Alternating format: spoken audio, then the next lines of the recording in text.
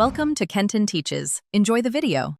You begin by confirming your interpreter and the Python extension are active.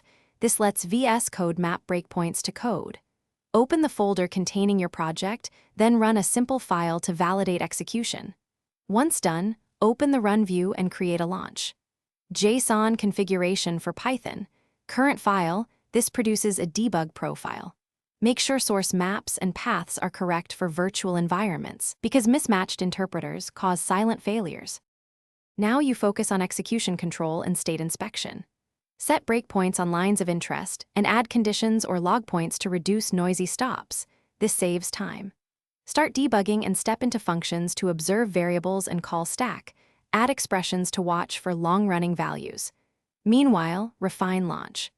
JSON with env, args, CWD, and path mappings to correctly resolve imports and relative files, because accurate paths prevent mysteriously missing modules. Finish by mastering control flow and connecting external processes.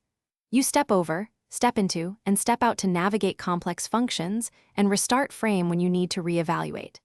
If your app spawns processes, attach the debugger or configure just my code and debug options to handle subprocesses. For containers or remote VMs, use the remote attach configuration. If things go wrong, verify the selected interpreter, path mappings, and that breakpoints are enabled. Those 3 checks resolve most failures.